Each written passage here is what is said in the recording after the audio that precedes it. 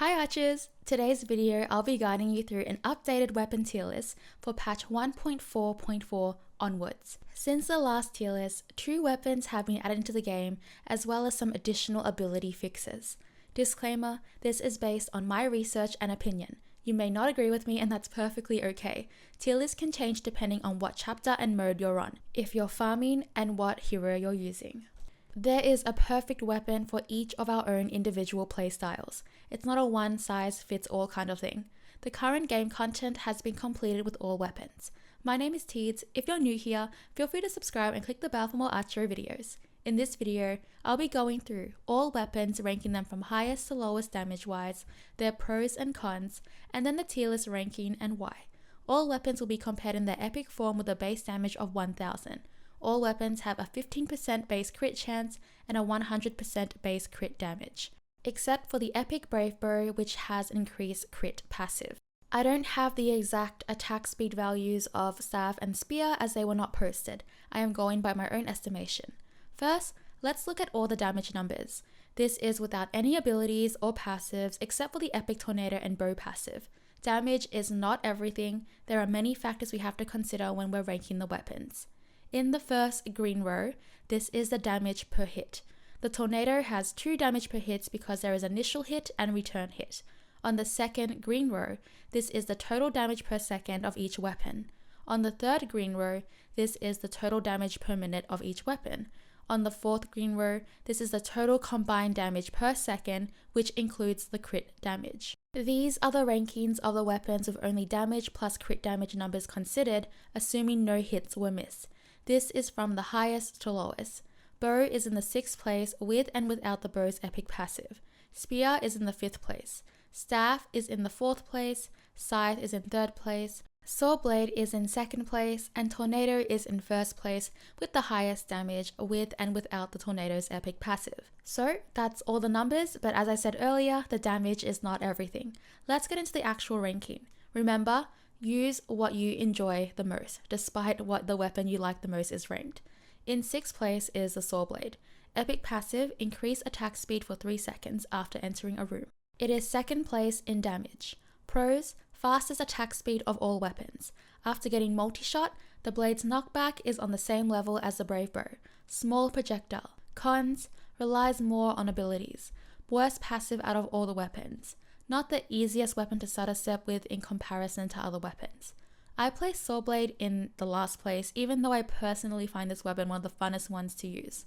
Why it's placed last is mainly because of its epic passive. The epic passive is very weak in comparison to all of the other epic passives. It just basically gives you a few extra shots, and that activates when you enter a room, unlike the other weapons where it's active all the time. In 5th place is the Tornado. Epic passive, bonus damage on return hit.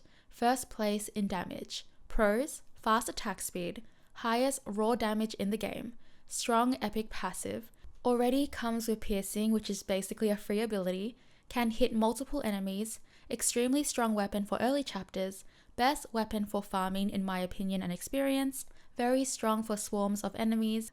Cons, despite having the highest damage, the return hit does not always connect with moving targets.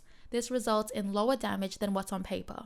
No knockback, making it weak against melee enemies. High tier abilities such as Ricochet and mid tier such as Bouncy Wall reduce the damage of the Tornado. Because of this, I would avoid these abilities. Piercing also does not work with Tornado due to it already having Pierce. The problem is that there are 3 abilities that the Tornado does not work well with, which means that there are 3 additional abilities in the pool that the Tornado does not need.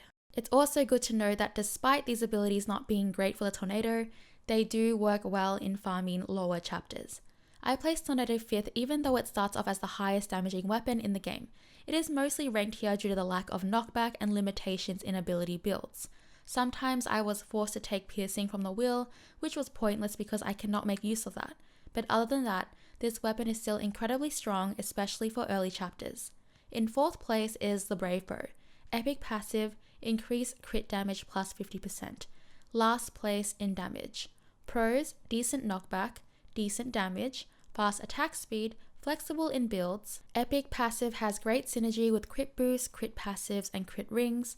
great all-round weapon that you can depend on, beginner friendly, and has a small projectile. Cons: lowest raw damage in the game, lowest initial crit damage even with the epic passive, still takes quite a bit to surpass other weapons with the crit build damage, more reliant on other weapons such as wolf rings and lion rings, more reliant on abilities to surpass damage of the other weapons. There is a lot of hype for the Brave Bow, especially before the staff and spear came into the picture.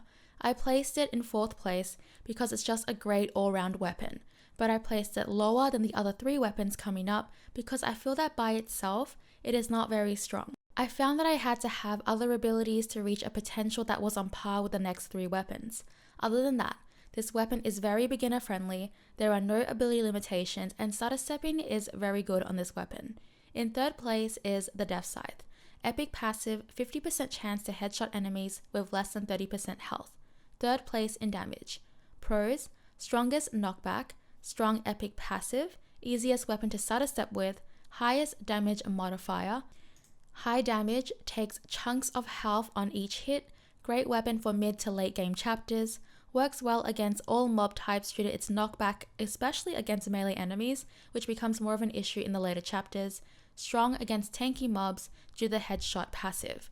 Cons: epic passive is useless against boss levels, slowest attack speed in the game, highest attack miss rate due to its slow projectile, strong knockback with ricochet or bouncy wall, plus pierce can push enemies towards you or reposition them. Due to the slow attack speed, this weapon can be bad in situations where you're under constant attack. Because it is slow, you are more likely going to cancel an attack to focus on dodging rather than the other weapons that are fast, which will most likely throw the attack before dodging.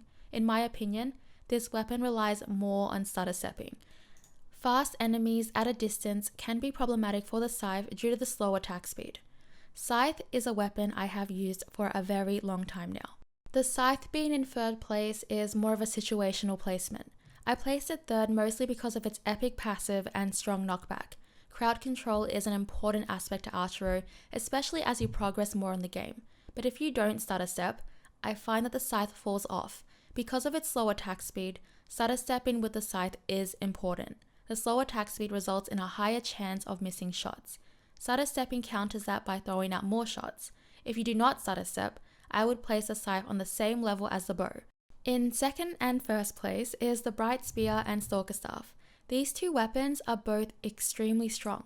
However, the cons are what play a role here in why one may be higher than the other, so there wasn't really a cookie cutter answer. First, the Bright Spear. Epic passive, when attacking the same target type, damage dealt will increase 6% each time with a maximum stack of 30%. 5th place in damage. Pros: almost instant projectile speed, nearly 100% hit rate on enemies unless you are blocked off by an obstruction. In my opinion, feels the best and smoothest in the game and also really fun to use with a combination of different abilities. Because of the almost instant projectile and unlikeliness to miss, ricochet, multi-shot and front arrow in my opinion work the best on the Bright Spear. Bouncy wall and diagonal arrows are lethal because of the projectile speed. Great for boss fights. Cons: no knockback, which means weak against melee enemies. No knockback also means you may have to constantly reposition yourself if your damage is not high enough. In my opinion, the hardest weapon to stutter step with, but still possible. Projectile is thin, but can still be very distracting due to its line. Next we have the Stalker Staff. Epic passive, the lower the target's health, the higher the crit rate. 4th place in damage. Pros: epic passive has great synergy with crit items and abilities. Projectiles follow targets. Extremely strong with diagonal arrows and multi-shot. Diagonal arrows being a strong ability for this weapon is great because this ability drops often. Fast attack speed and decent knockback. Strongest against distant enemies and bosses. Best weapon to use for the boss only chapters. Cons: the weapon by itself without any abilities is okay, nothing crazy. Slow startup time. This is not good if you have to constantly reposition yourself. Relies on abilities to reach its extremely strong potential. It can be a gamble to use due to front arrow. It is not recommended to pick up front arrow if you're going for the powerful staff build. The biggest con is that with its recommended build, it's extremely hard to see due to its big projectiles. This means that you may lose focus and you cannot spot the enemy attacks and projectiles. For the diagonal arrow build, all arrows will only hit if you're right up in the enemy's face or at a distance. Stalker Staff with its optimal build has the highest damage in the game out of all weapons by far. It can completely melt bosses and can instantly take out mobs. This is due to the homing function of the weapon where it follows enemies. Diagonal arrows paired up with this mechanic is deadly, since the arrows all deal full damage. Even though it does so much damage, the problem is that the projectile of the weapon is huge and can be deadly for you as well. This is why I have placed both weapons in first and second place. If the Stalker Staff did not have that huge projectile and it wasn't very distracting, it would be a clear winner in first. The reason why the Bright Spear isn't a clear winner for first is because the lack of knockback can mean you will have to constantly reposition yourself. I feel that the Bright Spear is also pretty reliant on abilities such as Multi-Shot and Ricochet, which are 2 high tier abilities and not the easiest to get. For fun and while I was at it anyway, I decided to compare the damage build of the Staff and Spear just to see how different the damage was. With the base damage of 1000, Staff build with diagonal arrows and multi-shot deal 9180.